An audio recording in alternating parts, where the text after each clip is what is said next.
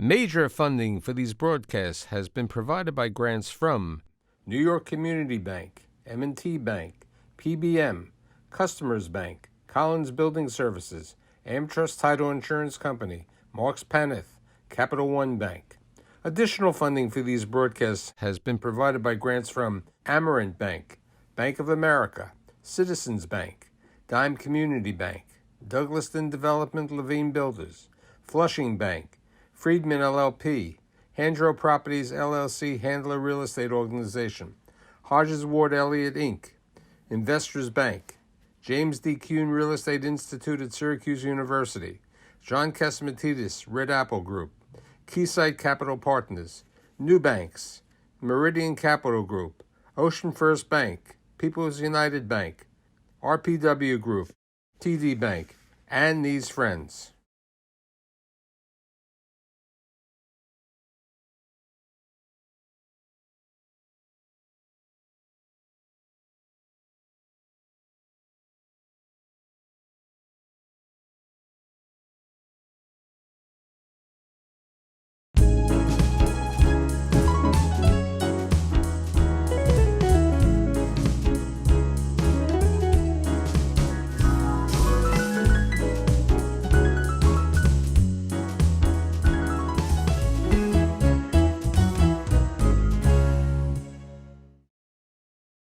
Rockinghampton, Australia. Oh, I want to be an architect. I want to go to undergraduate in Australia. No, there's a place called Berkeley. Let me go to Berkeley. No, forget Berkeley. I just got my PhD from Berkeley. What am I going to go for now? I'm going to get my MBA from Harvard? Wow, what an interesting life. I'm going to lecture. I'm going to run around. I'm going to be involved. I'm going to work for the Lower Manhattan Development Corporation. I'm going to work for the Rockefeller family, JP Morgan, Chase, everyone, all these people. I have the Holiday Associate Professor of Real Estate, the Director of the Masters of Science in Real Estate Department, also the Program Director of the Urban Real Estate Cure of the Graduate School of Architectural Planning and Preservation at Columbia University. Patrice Derrington, thanks for being here. Thank you very much, Michael. Delighted to be here. And I failed to say, but I'm emphasizing that on April 1st, publishing her book called Built Up. So Thank you. Yes, finally. Catching up with my parents. Published all. Yes. Speaking, let's talk about your parents. Your father was a barrister, correct? And yes. Tell me a little bit about your dad, and your mother is an accomplished art historian. Absolutely. A fine combination of intellectual pursuits, I would say. I was lucky to have, my father is a lawyer, was a barrister, and then appointed to be a Queen's Counsel and then the Supreme Court in Australia. And he has also been interested in writing, research, and so on. So he himself has published quite a tome of information about liability insurance law. Sounds like the dullest topic, but in fact, it pretty much underlies everything we do. A lot in real estate. Liability is a huge thing, and the insurance companies, of course, are very much involved in that. So that was an interesting side, a very pragmatic side. On the other hand, my mother definitely had the artistic mind. She was an art historian, and then she discovered really the interest in Aboriginal art long before it became a popular thing to be looking at Indigenous art in Australia. And she pursued a particular artist. She found a particular artist of interest, Miriam Rose Ungamar Berman, who was just this year named as the Senior Australian of the Year. So that was really wonderful. So talk to me about growing up in Australia. What was it like? Delightful and beautiful and free and easy, but perhaps a little too easy.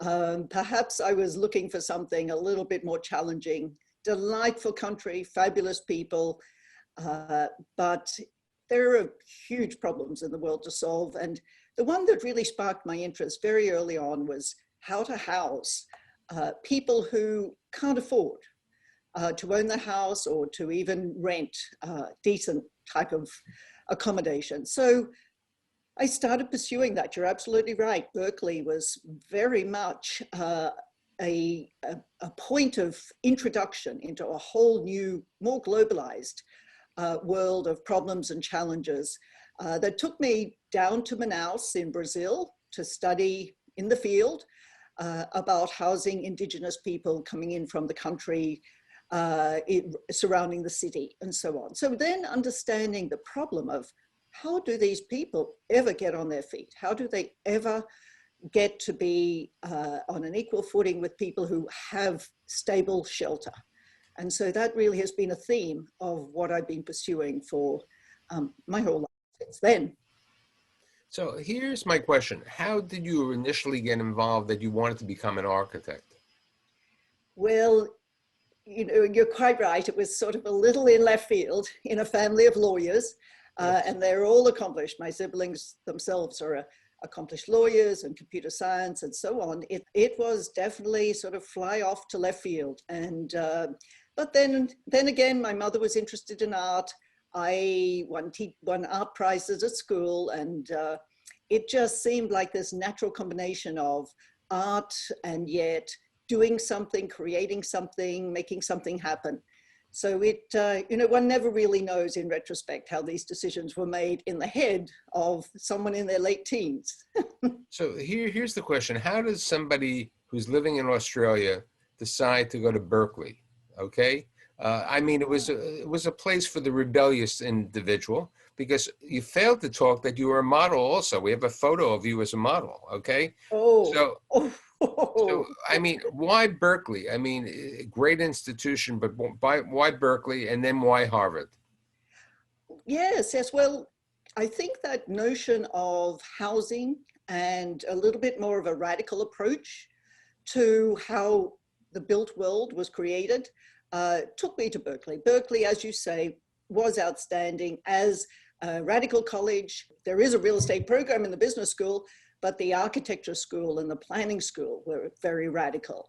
And there was a woman there, Janice Perlman, who was doing studies in South America about the marginalized indigenous folks, and that really interested me.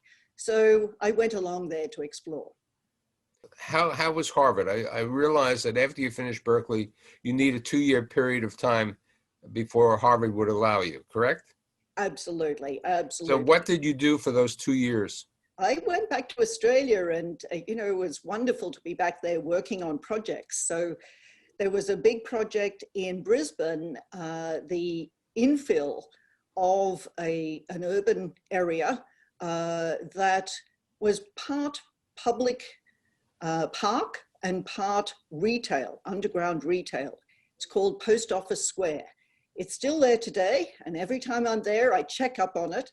It's fortunately, I'm happy to say that the building quality, the construction quality was great, and it continues to perform pretty well. So that's wonderful to see. That's what we all hope to accomplish when we're managing projects. Will this thing last? Will it survive leaks and deterioration and age, and yet be an important part of the civic fabric? So now after you finish Harvard, it's time to get a job. What's the first job that you got? Well, it was those, you know, the time of much bloodletting in real estate, and there were no jobs in development. Here I was, an architect with the Harvard MBA, which was a tremendous education in the financial aspects and business aspects, but no development occurring. So what was happening? As typical in real estate, it's boom and bust, and this was the bust. So we had lots of non-performing loans, huge amount of non-performing loans popping up all over the world. And in fact, we had even our just recent president with problematic loans in Atlantic City from casinos. We had Canary Wharf blowing up. We had lots of buildings around New York City with problems. And Chemical Bank, which then became part of JP Morgan, had a wonderful $9.8 billion non-performing real estate loan portfolio with lots to do to work out. And I landed in that, which, you know, to my surprise, it was a fascinating arena for having to be very creative, very resilient, and yet at the same time learn the real intricacies of real estate. And you met some very interesting people and your career. They're all there. You know, Chemical Bank was called the University of Real Estate Finance, and Joe DeLuca, John Collins, Pat Micah, all of these people were, Ben McGrath, all of these people were fine leaders and working at that at the time and doing interesting problem solving, because there were no easy solutions to that debt crisis. And then, of course, it started to turn around. People started buying those properties. Good discount, nice 30 to 40% discount. And so I was pretty excited that there was an opportunity for equity. And that was when I had the opportunity to go over and work for David Rockefeller, whose chief financial officer, Rick Solomon, had decided and really discussed with David an opportune time to jump back into real estate. Because you might remember the Rockefeller family had really pretty much sold their real estate, with Rockefeller Center being sold to Mitsubishi in 1989, and even the Rockefeller Development Corporation. Their development activity was sold to Mitsubishi and continues to be owned by Mitsubishi today. So Rockefeller family were somewhat out of real estate, but here was an opportunity to buy at very attractive prices and to mainly do turnarounds and repositioning. So that was very exciting, including Rockefeller Center, of course. So what's the next step after that? Oh, well, that went on and on, because then, David was a very, I think, a man interested in exploring, even into his wise years. And Rick Solomon was a very open and capable investment advisor. And so we tried all the different things that were arising. The REITs came up. The REITs were created to help those workouts, to turn non-performing debt into equity. And so we also invested in those. So I started a REIT fund. That REIT fund did well, great performance. And then, as you remember at the time, the banks were trying to become asset managers. So Key Bank actually bought that REIT fund. And so, a lot of different pieces for Rockefeller Investments right across the spectrum: distressed debt, development, stabilized assets, and so on. Now, during this period, I just want to I want to get to 2001, for the Lower Manhattan development. Had you started teaching at other places before? No. Well, yes, way back when I had been doing my PhD. I was an assistant professor at Carnegie Mellon University in the Department of Architecture, but that was relatively short. But no teaching, still no teaching at that time. I didn't start teaching until just about almost a decade ago. Okay, so let's get to 9/11 takes place and you become a vice president at the Lower Manhattan Development Corporation.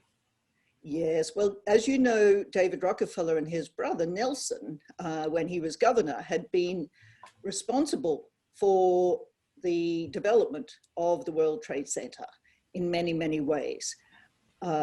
And the location of it, of course, was key to the proximity of JP Morgan Chase down there in Lower Manhattan. So David felt very connected to the project and was devastated, of course, with the tragedy.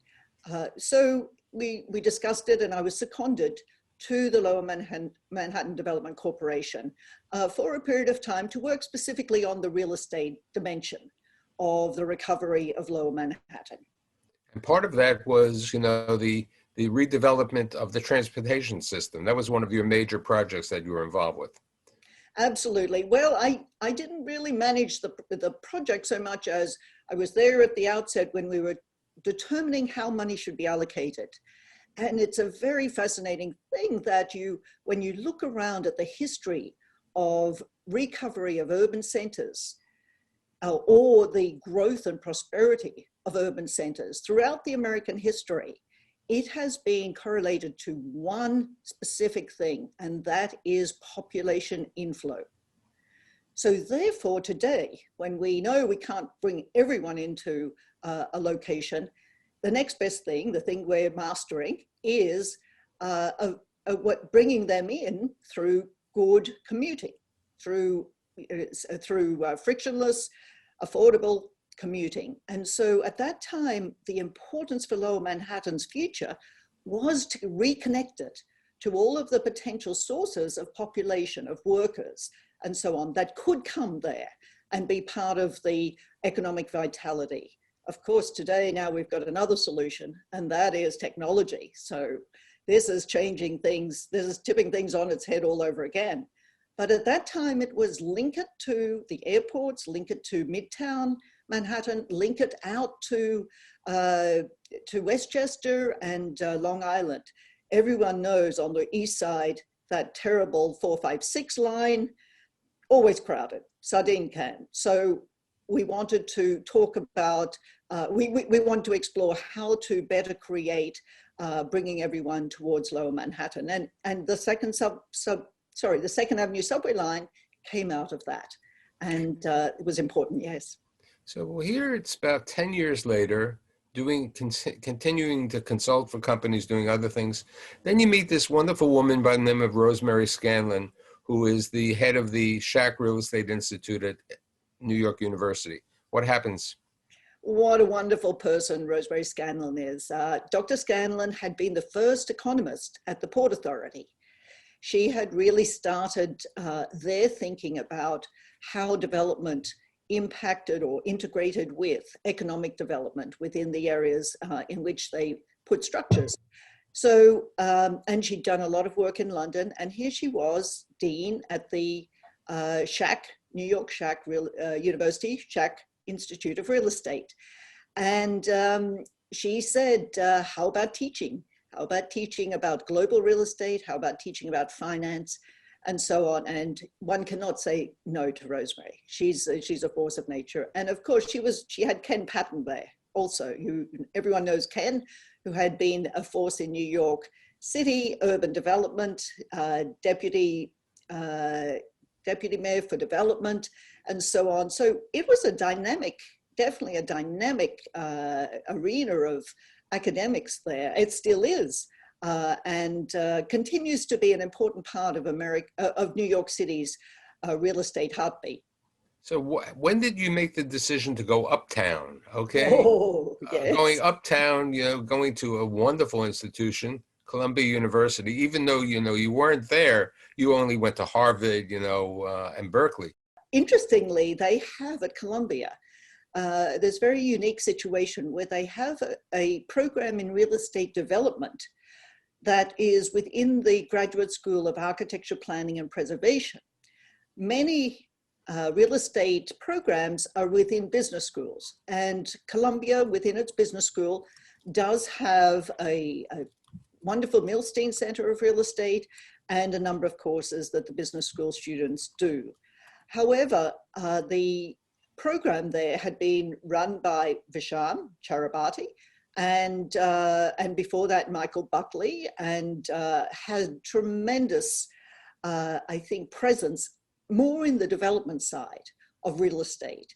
And so it was a perfect combination for me, finally, of my architecture and my business experience. And so I've been with that program. This is my 5th year now.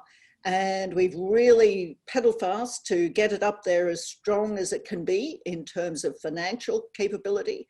The students can outperform anyone in terms of financial analysis, but at the same time, constantly exploring the quality of life that real estate is responsible for, how to create that, how to be a developer that's part of a community, and all of those interesting aspects of development. So now it's time. You're at Columbia, and You've always written reports. You've been helped on textbooks. How do you decide to come out with this book, which is being released on April 1st, Built Up?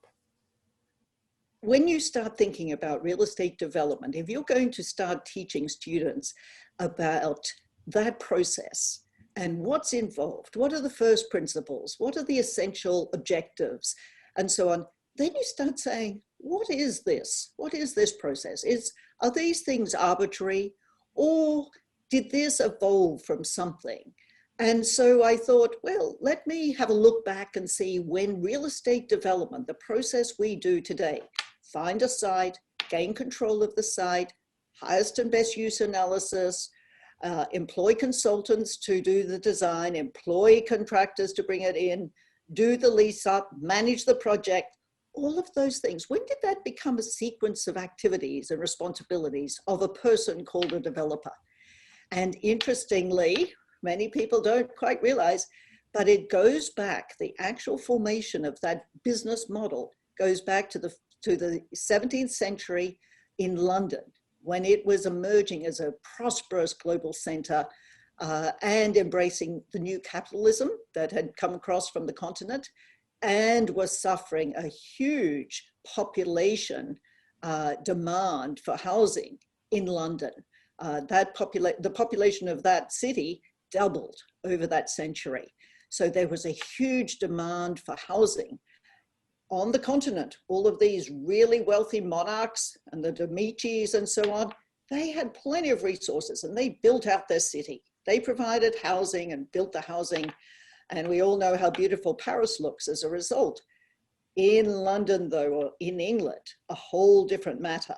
We had monarchs that were constantly fighting expensive battles with Spain and France and Scotland and so on. And what we had was, a monarch that really didn't have the resources to build out a city.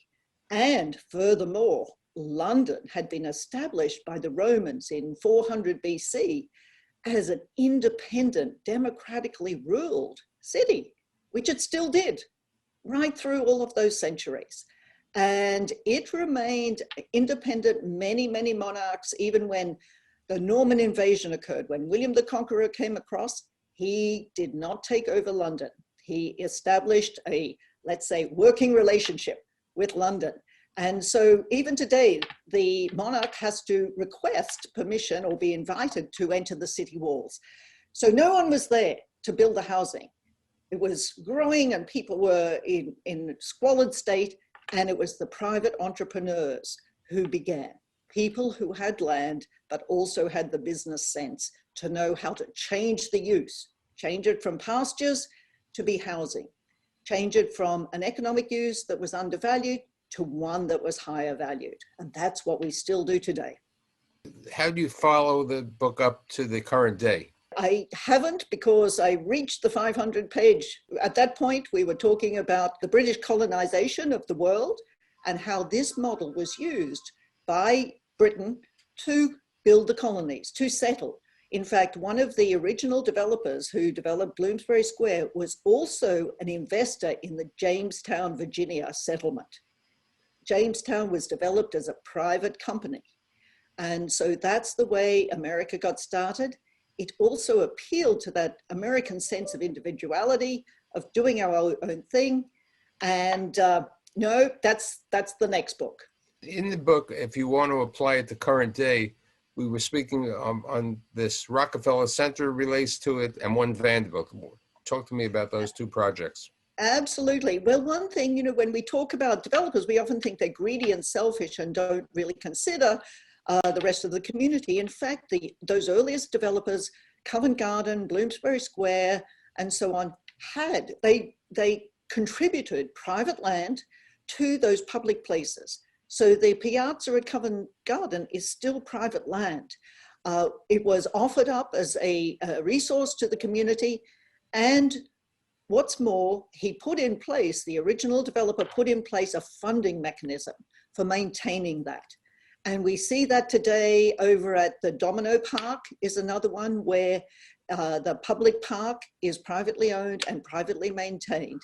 Similarly, Rockefeller Center, when John D. Rockefeller built Rockefeller Center, he created that open area, which today remains private property, even the streets, and have to be maintained at their cost. And David Rockefeller built Embarcadero Center on the same model with lots of public space. And then One Vanderbilt Avenue. Here we have Mark Holliday, an eminent alumnus of our program, of our real estate program. At SL Green is developing One Vanderbilt Avenue. And there they are providing, or paying for and delivering a lot of infrastructure connections into the adjacent Grand Central Station. So this attitude, this ability to be part of the community continues to be there. We've just got to continue to encourage it amongst developers. What would you like to do next? Well, write the second book? No, Michael, we don't think of it in terms of, next accomplishments. It's what remains out there to be done. What issues remain challenging.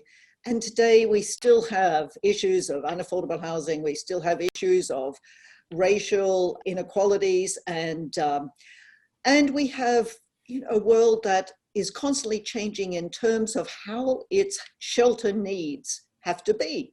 Look at the young generation. They're not accepting the traditional spatial arrangements.